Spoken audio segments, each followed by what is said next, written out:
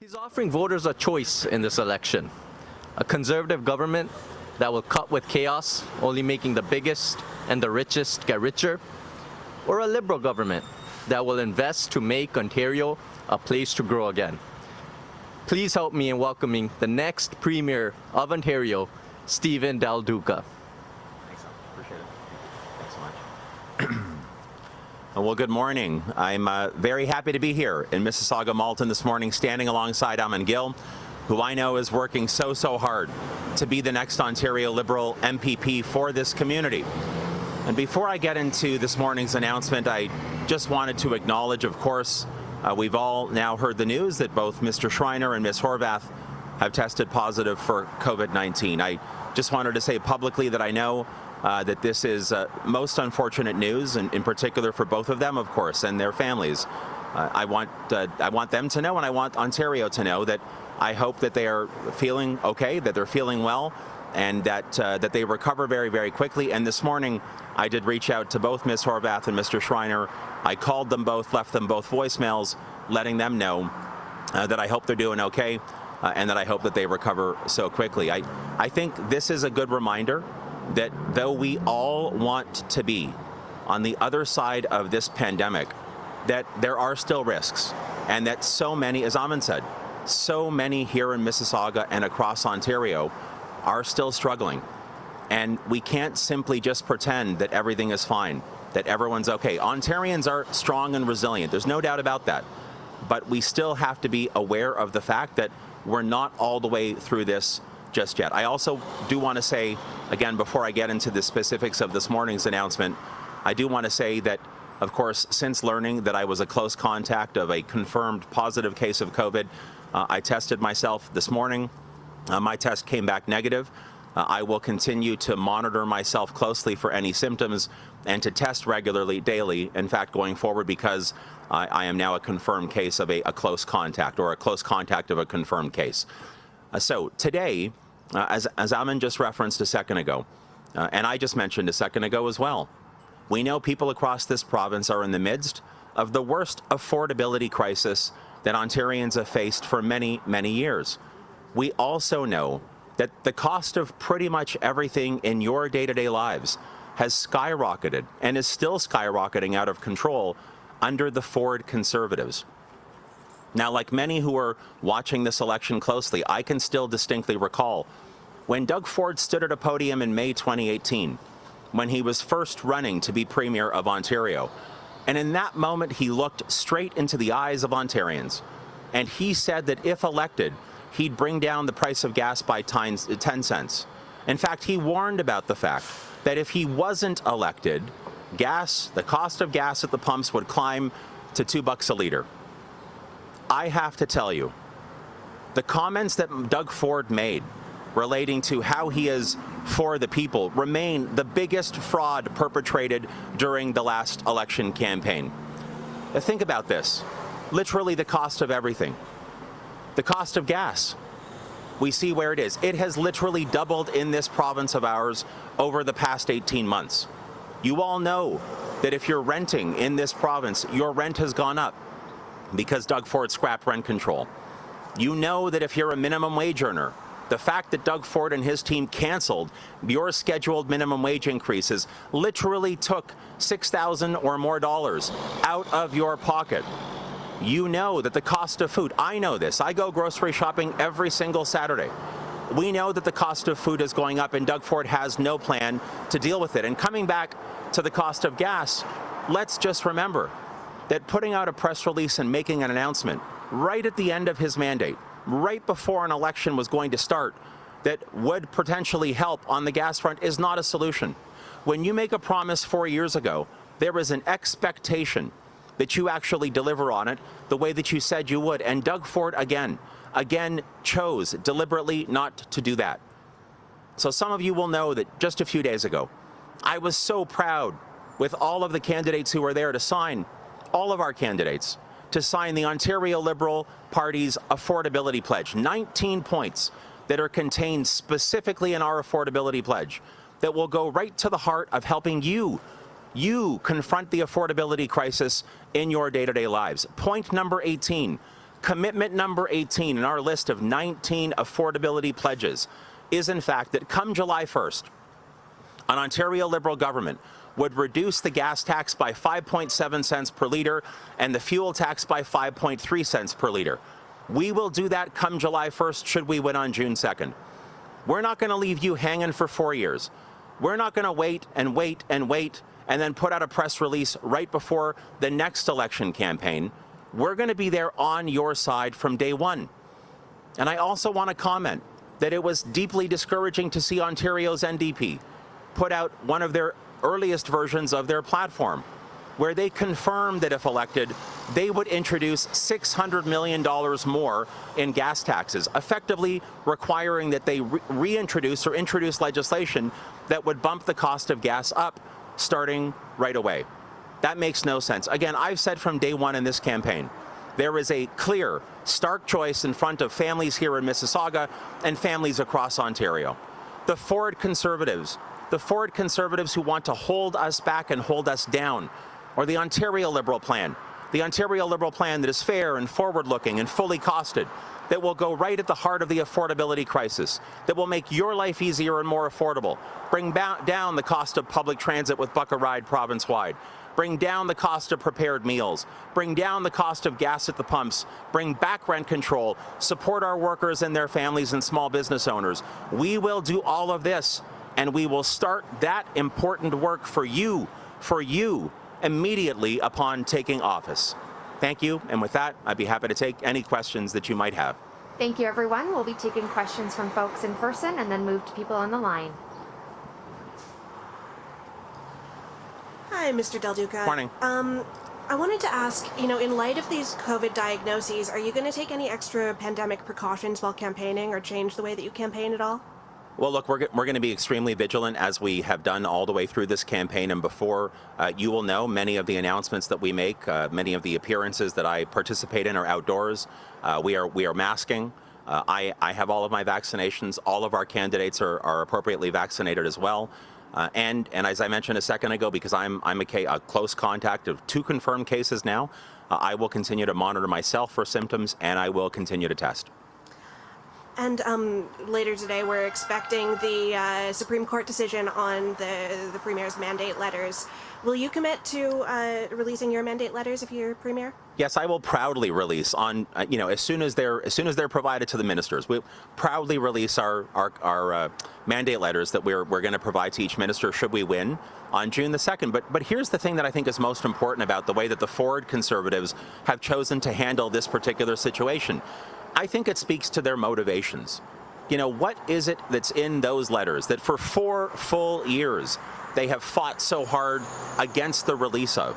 Now, we're not talking about, we are talking about, I suspect, their grave concerns that there are items mentioned in those letters, I'm guessing, particularly around public health care and public education, which would confirm what we all know, watching Doug Ford for the past 4 years, that he wants to privatize. That's why he prioritized rapid tests for private schools when kids at public schools were waiting. That's why his own health minister said in February, they're going to prioritize using private hospitals to clear the surgical backlog. So you don't really have to guess or to wonder. When you look at the way the Ford Conservatives have behaved over the past 4 years, you know that they are scared to release those letters. That's why they are wasting your money and my money to pay lawyer fees to go all the way potentially to the Supreme Court.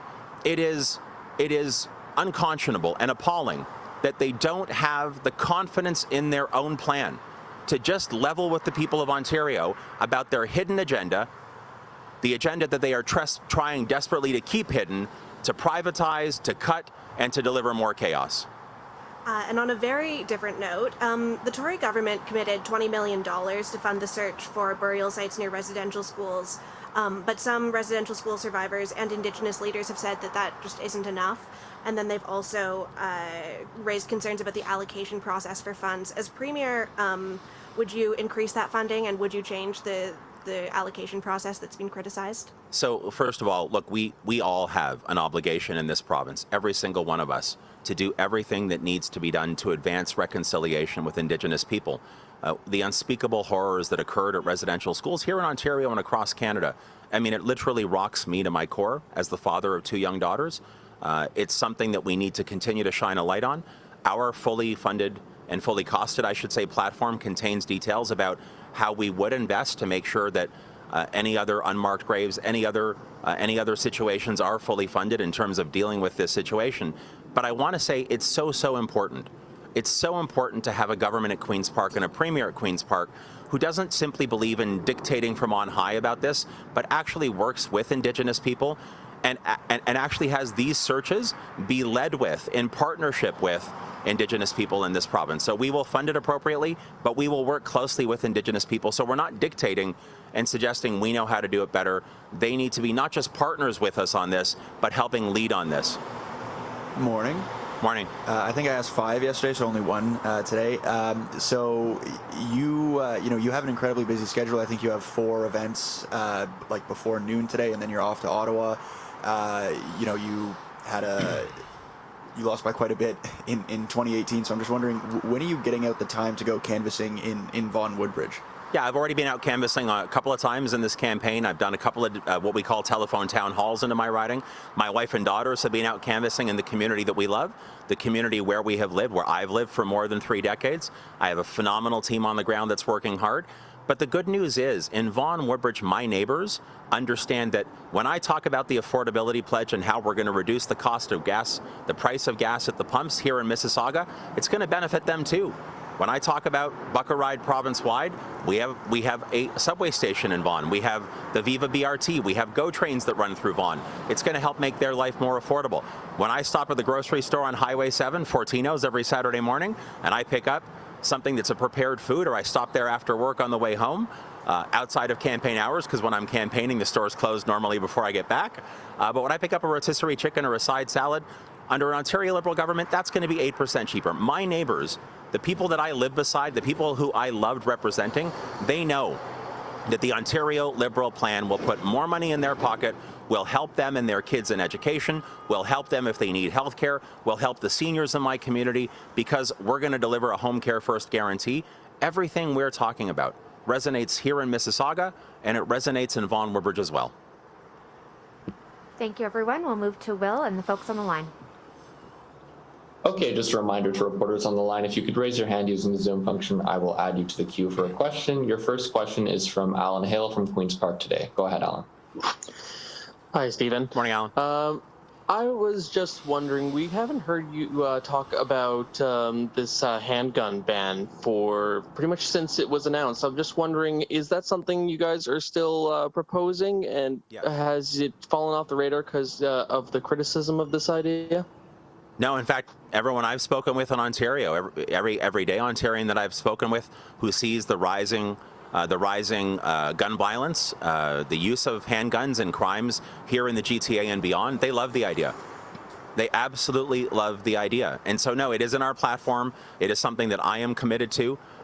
It's encouraging to know that we have a federal government in place, I think for the first time ever, that actually supports working with provinces and territories to deliver on banning things like handguns in this case that we're talking about.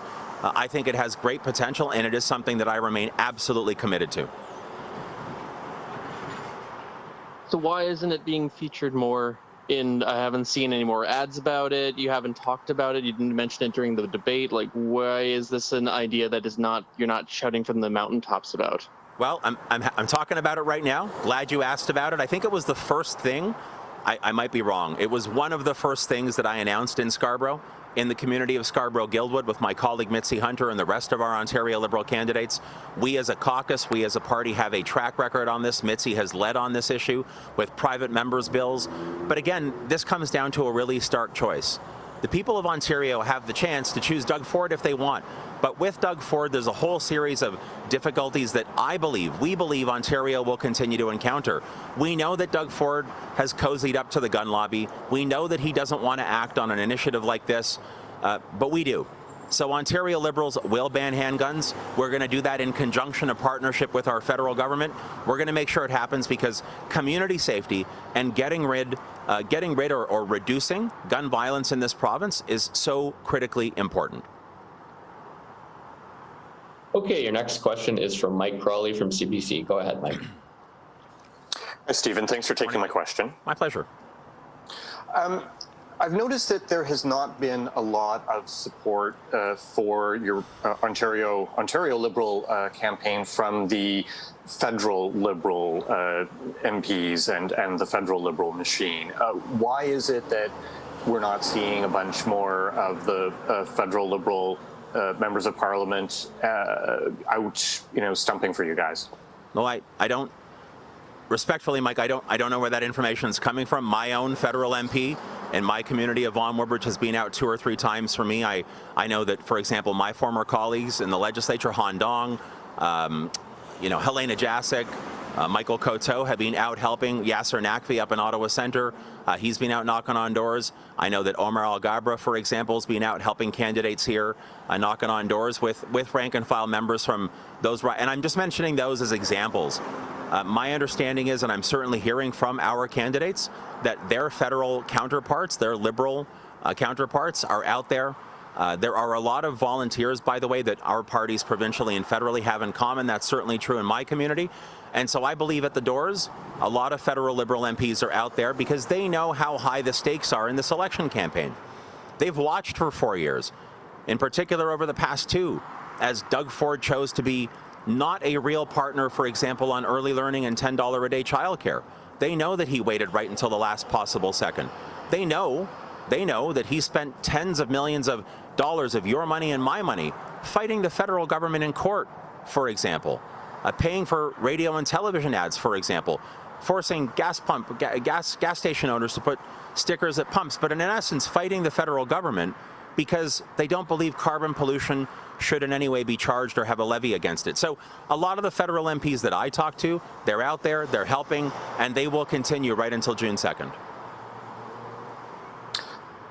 One data point that I'm seeing fairly consistently in the polling is that somewhere in the neighborhood of 20% of people who voted Liberal in the federal election say that they're going to vote PC in the provincial election.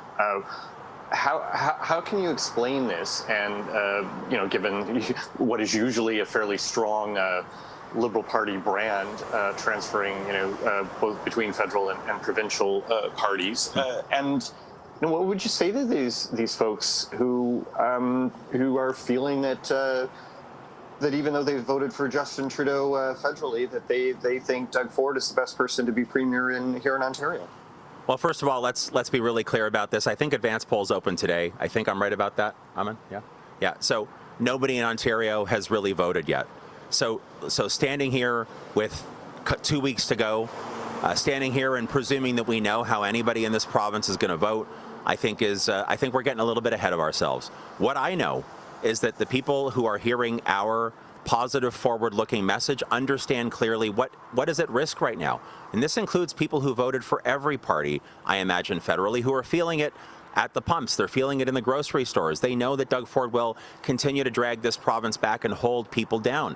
They know that he stood in front of the people of Ontario and said he was going to make the price of gas cheaper, that he was going to make it easier and cheaper to buy a home, for example. And they know instead what they got was the real Doug Ford over 4 years. Someone who delivered cuts and chaos and havoc, someone who had no interest in actually performing in a credible and competent and responsible way, and someone who now, right before an election campaign began, started issuing press releases on a fairly frenzied basis to try to make it seem like he still has the same commitments from 4 years ago. So, look, I think people in this province realize with 2 weeks to go that we as a party are gathering momentum. We have momentum. Our candidates are working hard. Our 19-point affordability pledge, that is something that they know they can rely upon. They know because there are timelines in it. It's fully costed. And I think people are excited about where Ontario Liberals plan to take this province should we earn their trust on June 2nd. Okay, your next question is from Richard Southern from City News. Go ahead, Richard. Morning, Mr. Del Duca. I'm wondering if you can shed some light on like what your testing protocol is like in light of this unfortunate news on the campaign trail. Are you testing multiple times a day, once a day? How is that being dealt with? And also, did all the candidates test before the debate? So I can't speak to what the other candidates did before the debate. I tested myself this morning now that, of course, I've learned, as we all have, which is very unfortunate that Mr. Schreiner and Ms. Horvath have tested positive. Tested myself this morning. It came back negative. I will follow public health guidelines and continue to monitor myself for symptoms very closely.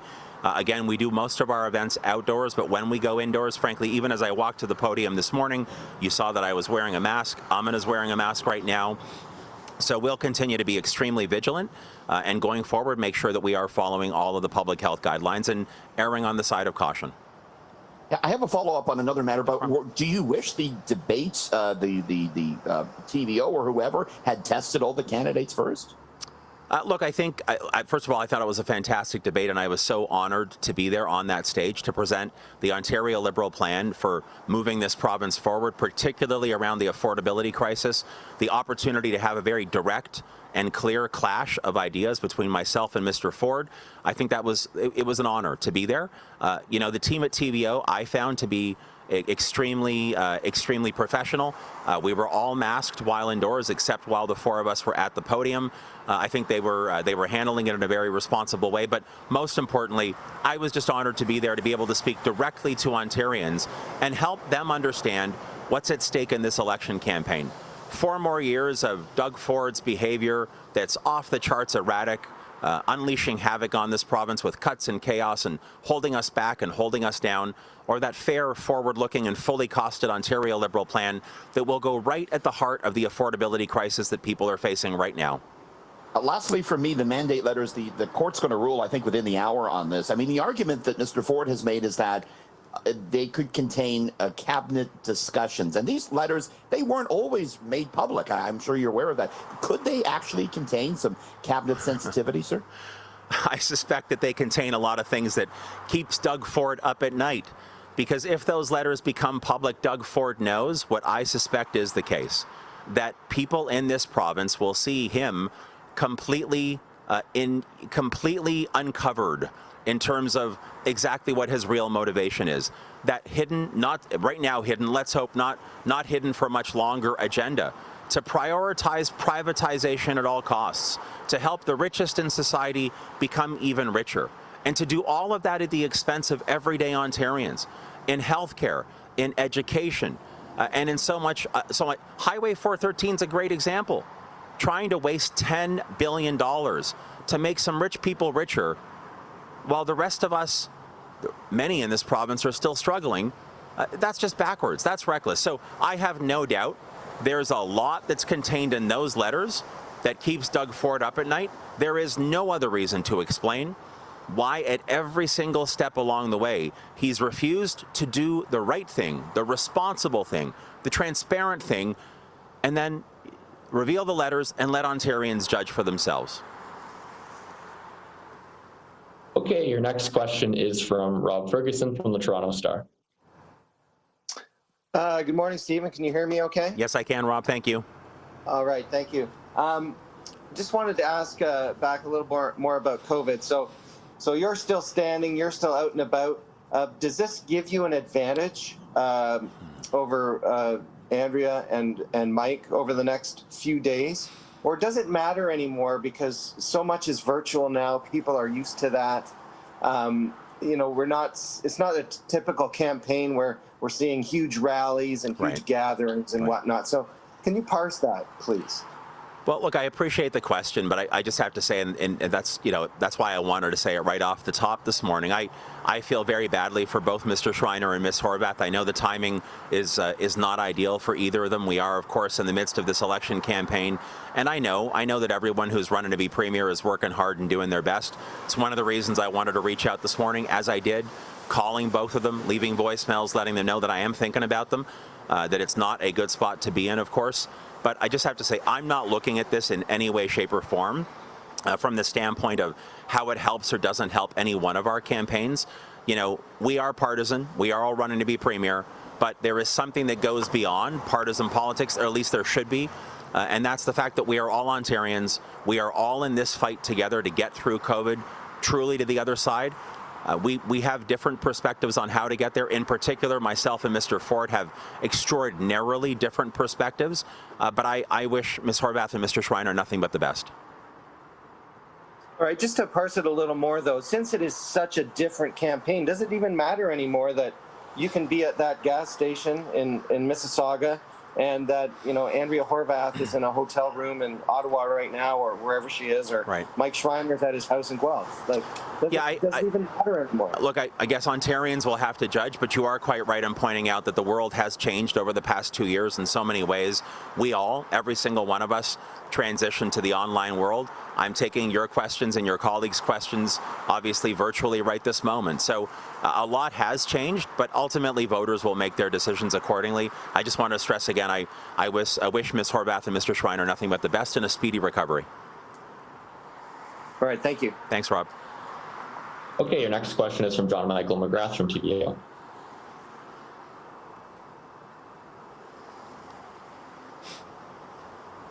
John, I think you're on mute. My apologies. No problem. 2 years and counting. Yeah, for all of us. You said all of your candidates are appropriately vaccinated, and I'm just bumping on the word choice there. Are some of your candidates not vaccinated, either for medical reasons or otherwise? Everybody's fully vaccinated. Thank you for making me clarify that. Everyone is fully vaccinated. And you know, we're talking obviously about you know, the unfortunate news about Mr. Schreiner and Ms. Horvath, but in terms of your plan for the next several days, are you changing any of your campaign schedule?